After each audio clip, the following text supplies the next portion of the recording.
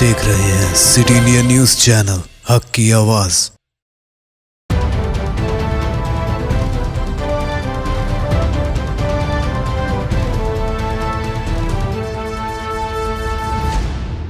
अस्सलाम वालेकुम नाजरीन, सिटी इंडिया न्यूज़ में आपका खैर मक़दम है।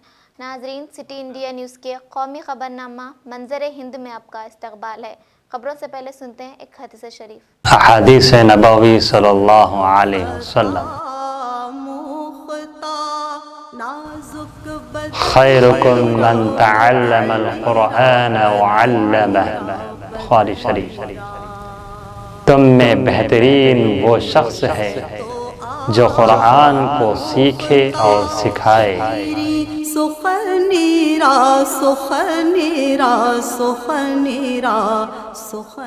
पटियाला हाउस कोर्ट ने 16 दिसंबर 2012 की शब इज्तिमाई आबरूरेज़ी और बाद में इसकी मौत से मुल्क को दहला देने वाले इस भयानक वाक़े के चारों मुजरिमों को फांसी पर लटकाने के लिए मंगल को डेथ वारंट जारी कर दिया। चारों मुजरिमों पवन, विनय, मुकेश और अक्षय को 22 जनवरी की सुबह 7 बजे फांसी दी जाएगी। एडिशनल सेशन जज सतीश कुमार अरोड़ा ने 7 साल पुराने इस मामले में फैसला सुनाते हुए मुजरिमों को इनकी कानूनी रस्मी कार्रवाइयों को मुकम्मल करने के लिए 14 दिन की मोहलत दी है।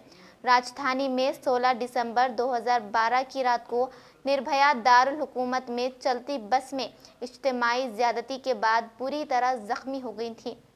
बाद में वो इलाज के दौरान सिंगापुर के एक अस्पताल में दम तोड़ गई। फैसला सुनाने के वक्त जज अरोड़ा जेल के ओहदेदार और दोनों फरीक के वकील कमरे अदालत में मौजूद थे। चारों अफराद को तिहाड़ जेल में फांसी दी जाएगी। इन चारों मुजरिमों को डेथ वारंट जारी करने से कबल वीडियो कॉन्फ्रेंसिंग के जरिए जज अरोड़ा के सामने पेश किया गया था। 13 सितंबर 2013 को साकेत अदालत ने इन चारों मुजरिमों को सजाए मौत सुनाई गई, जिसके बाद निर्भया के वालिद ने खुशी का इजहार किया।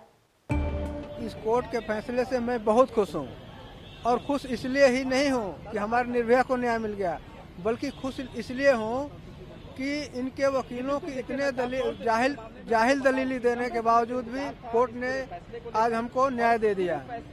22 जनवरी 7 बजे उनकी फांसी होगी, इसलिए हम बहुत खुश हैं। बदलाव तो हमारी घटना हुई उसके बाद ही बहुत सारे कानून बन गए। कानून फॉलो किए गए नहीं किए गए मैं नहीं जानता, क्योंकि केस तो बढ़ती ही जा रही है, अभी भी बढ़ी रही है।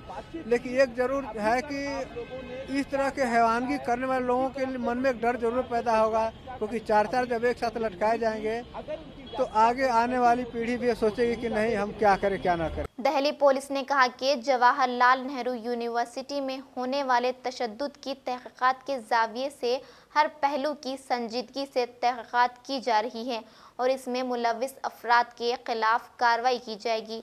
दिल्ली पुलिस के तर्जुमान मनदीप सिंह रंधावा ने यहाँ नामानिगारों से कहा कि पूरे मामले की जांच दिल्ली पुलिस की क्राइम ब्रांच को सौंप दी गई है।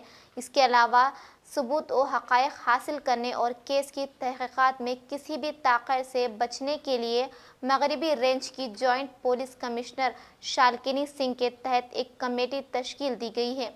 इन्होंने कहा कि कुछ अहम सुराग मिले हैं जिससे मामले को जल्द हल करने में मदद मिलेगी। रंधावा ने कहा कि क्राइम ब्रांच की टीम और मुकामी पुलिस आज JNU कैंपस में जाकर हक़ाइक़ को जमा करने का काम किया है। सोशल मीडिया पर कुछ वीडियो और कुछ व्हाट्सएप पैगाम वायरल हो रहे हैं। इन सब की बारीक बीनी से जांच की जाएगी। पुलिस डिप्टी कमिश्नर रंधावा ने कहा कि कल शाम 5:30 बजे JNU हॉस्टल से तालिबे इल्मों के 2 धड़ों के दरमियान लड़ाई की इत्तला मिली थी, जिसके बाद पुलिस ने तेज़ी से हालात को कंट्रोल किया। शाम 7:45 पर यूनिवर्सिटी इंतज़ामिया की जानिब से इजाज़त मिलने के बाद पुलिस कैंपस में फ्लैग मार्च किया और हालात को कंट्रोल किया। एक सवाल के जवाब में इन्होंने कहा कि कुछ पुलिस एहलकार यूनिवर्सिटी के एडमिनिस्ट्रेटिव ब्लॉक में तैनात रहते हैं, लेकिन झगड़ा वहां से दूर एक हॉस्टल में हुआ। पुलिस बरवक्त मौके पर पहुंचकर हालात को कंट्रोल किया। पुलिस की जानिब से किसी किस्म की लापरवाही नहीं बरती गई। के ऑर्डर से एडमिनिस्ट्रेटिव ब्लॉक पे दिल्ली पुलिस की डिप्लॉयमेंट होती है, और ये जो कॉल्स आई थी कल शाम को ये वहाँ से कुछ दूर एरियाज़ हैं, हॉस्टल्स हैं, वहाँ की कॉल थी। यही थी कि वहाँ बेसिकली स्टूडेंट्स में आपस में झगड़ा हुआ है। उसी समय दिल्ली पुलिस ने रिस्पॉन्ड किया और रिस्पॉन्ड करके इस पे जो सिचुएशन थी वो अंडर कंट्रोल की। इसमें मैं फिर आपको ये बताना चाहूँगा कि जो नॉर्मली हमारी डिप्लॉयमेंट है वो केवल एडमिनिस्ट्रेशन ब्लॉक में है। इसके अलावा ये जो इनकी स्कफल हुई है स्टूडेंट्स की, ये वहाँ से कुछ एरिया दूर है, वहाँ जाके हुई है। नॉर्मली यहाँ हमारी डिप्लॉयमेंट नहीं होती। उसके बाद दिल्ली पुलिस को अप्रॉक्सीमेटली 7:45 के आसपास GNU एडमिनिस्ट्रेशन से एक रिक्वेस्ट की गई और उसके बाद दिल्ली पुलिस यूनिवर्सिटी में गई और फ्लैग मार्च किया और सिचुएशन को अंडर कंट्रोल किया। इसी इंसिडेंट में एक FIR रजिस्टर हुई है और जिसमें ये पूरे इंसिडेंट को रिकॉर्ड किया गया है और इसकी इन्वेस्टिगेशन क्राइम ब्रांच करेगा। जितनी भी CCTV फुटेज वगैरह है वो अभी कलेक्ट कर रहे हैं और इसकी इन्वेस्टिगेशन शुरू कर दी गई है। इसके साथ साथ मैं आपको ये बताना चाहूँगा कि इसमें टोटल कल 34 जो पर्सनल से इंक्लूडिंग मेल फीमेल्स ये इंजर्ड हुए थे और 34 के 34 टोटल जो है वो डिस्चार्ज हो चुके हैं। कल दिल्ली पुलिस की भी ये प्रायोरिटी थी कि इनको मेडिकल एड दी जाए। इनको उसी समय ट्रॉमा सेंटर में शिफ्ट किया गया और अभी ये सारे आज मॉर्निंग में तमाम जो विक्टिम्स थे ये डिस्चार्ज हो चुके हैं। और तारीखी गेटवे ऑफ इंडिया पर मुजाहरा कर रहे तलबा को पुलिस ने आज़ाद मैदान मुंतकिल कर दिया है। पुलिस के मुताबिक मुजाहिरीन के सबब ट्रैफिक की आमद और रफ्त पर असर पड़ रहा था। पुलिस ने वाज़ेह किया कि गेटवे ऑफ इंडिया पर पानी और वॉशरूम समेत दीगर सहूलत दस्तयाब नहीं है, इसलिए मुजाहिरीन को आज़ाद मैदान मुंतकिल किया गया है। पुलिस ने यह भी साफ किया है कि किसी को हिरासत या गिरफ्तार नहीं किया गया है। याद रहे कि गेटवे ऑफ इंडिया पर ये तलबा इतवार की रात से JNU में तशद्दुद के खिलाफ एहतजाज कर रहे थे। ताहम आज सुबह मुंबई पुलिस ने मुजाहिरीन को यहाँ से हटा दिया। पुलिस एहतजाज करने वाले तमाम तलबा को वैन में सवार करके आज़ाद मैदान ले गई। इस दौरान मुजाहिरीन पुलिस की मुखालिफत करते रहे और इन्होंने पुलिस के खिलाफ नारेबाजी की। एहतजाज की वजह से सड़कें जाम हो गईं।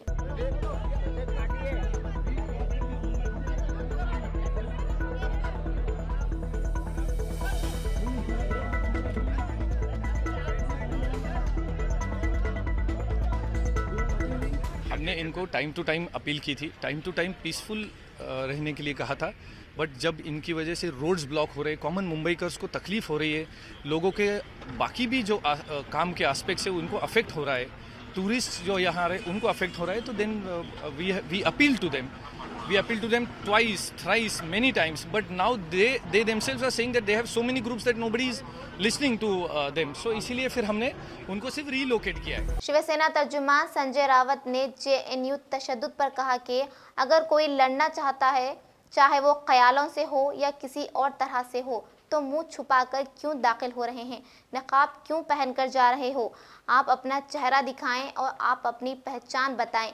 मजीद संजय रावत ने कहा कि आप अपने ख्यालात को पेश करें और आपके पीछे किसका हाथ है वजाहत करें।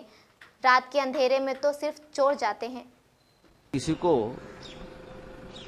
इस प्रकार से लड़ना है, संघर्ष करना है, चाहे संघर्ष विचारों का हो या कोई हो, तो मुंह छुपा कर क्यों अंदर जा रहे हो, नकाब क्यों पहनकर जा रहे हो, चेहरा दिखाए, आप कौन है, आपको किसने भेजा है, आपकी विचारधारा क्या है, आप बताइए, हिम्मत दिखाइए। रात के अंधेरे में एक तो टेररिस्ट जाते हैं, डकैत जाते हैं या चोर जाते हैं। मैं किसी के ऊपर ब्लेम नहीं करूंगा, क्योंकि गृह मंत्री जी ने उस बारे में जांच के आदेश दिए हैं। कोई जरूरत नहीं है, गृह मंत्री का ये काम नहीं है, देश के गृह मंत्री जी का ये काम नहीं है घर घर जाकर पैम्पलेट बांटे। वो देश के गृह मंत्री है, उनको विश्वास चाहिए कि जो बात मैंने देश के सामने रखी है और जो कानून पार्लियामेंट ने मंजूर किया है उस बारे में प्रचार और प्रसार हुआ है, उसके लिए इस प्रकार से गृह मंत्री को दर दर के जाकर पैम्पलेट बांटना शोभा नहीं देता। हमारे आदरणीय गृह मंत्री जी है, हमें चाहते हैं कि गृह मंत्रालय में बहुत काम पड़ा। फ्री कश्मीर का मतलब है मेरे हिसाब से जिस तरह से वहाँ इंटरनेट बंद है, मोबाइल सेवा बंद है, लोगों के आने जाने में बंधन डाले हैं, उसे फ्री करो। ऐसा हमने आज पढ़ा अखबार में और टीवी पे जो लड़के जो थे वो बोल रहे थे कि हमारे ऊपर बहुत ही बंधन डाले हैं, मीडिया डाले है, उससे फ्री करो।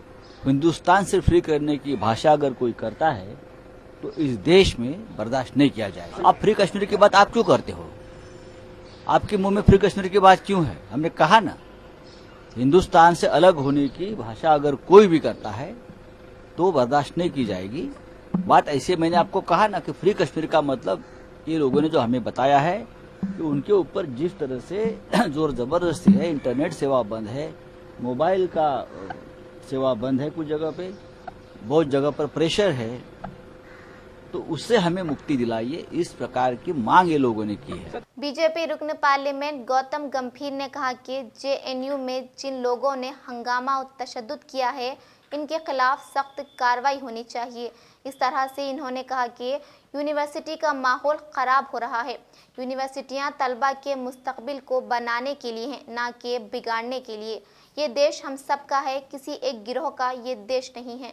सबने मिलकर इस देश को बनाया है। डिसहार्टनिंग भी है, क्योंकि मुझे लगता है कि आप युवाओं को इस तरीके से, कोई भी युवा हो जिन्होंने ये किया है, किसी भी आइडियोलॉजी के साथ वो बिलीव करते हो, उनके साथ स्ट्रिक्ट एक्शन होना चाहिए। क्योंकि आप यूनिवर्सिटीज़ में जाके इस तरीके की तोड़फोड़ नहीं कर सकते, इस तरीके का आप लॉ को अपने हाथ में नहीं ले सकते। अल्टीमेटली यूनिवर्सिटीज़ हैं आपको बनाने के लिए, ठीक है, आपका भविष्य बनाने के लिए, आपका भविष्य बिगाड़ने के लिए नहीं, या फिर किसी और का भविष्य बिगाड़ने के लिए नहीं। तो जिस भी आइडियोलॉजी के ये युवा हैं जिन्होंने ये किया है, इनके साथ स्ट्रिक्ट एक्शन होना चाहिए। और मैं इस चीज़ को कभी भी एंडोर्स नहीं करूँगा। मैं फिर आपको एक और चीज़ कहना चाहता हूँ, ये देश हम सब का देश है। ये देश सिर्फ एक कम्युनिटी का देश नहीं है, हम सब ने मिलकर इस देश को बनाया है। चाहे वो अभी तक जहाँ तक भी ये देश पहुँचा है, ये देश में सबकी कॉन्ट्रीब्यूशन रही है। तो इसलिए प्लीज़ मेंटेन करिए पीस। आपकी कोई भी समस्याएँ हैं, आप इस सरकार की जिम्मेदारी है कि हम आपकी सारी समस्याओं को सुनेंगे भी और उनका हल करेंगे। लेकिन प्लीज़ लॉ एंड ऑर्डर को अपने हाथ में मत लीजिए, मेंटेन करिए पीस, और स्ट्रिक्ट से स्ट्रिक्ट एक्शन होना चाहिए उन यूथ के साथ जिन्होंने ये हरकतें करी। नाजरीन, अब हमारे तमाम प्रोग्रामों का मुशाहिदा city digital set top box के चैनल नंबर 22 पर कर सकते हैं। इसके अलावा फेसबुक, इंस्टाग्राम और यूट्यूब पर भी मुशाहिदा कर सकते हैं। नाजरीन, अगर आप यूट्यूब पर हमारे वीडियोस देख रहे हैं तो यूट्यूब पर हमारे चैनल को सब्सक्राइब करें, लाइक और शेयर करें। तो नाजरीन, अब मुझे ज़किया सादिक को इजाज़त दें और देखते रहिए आपका अपना पसंदीदा चैनल सिटी इंडिया न्यूज़, हक़ की आवाज़। शब ख़ैर, अल्लाह हाफ़िज़।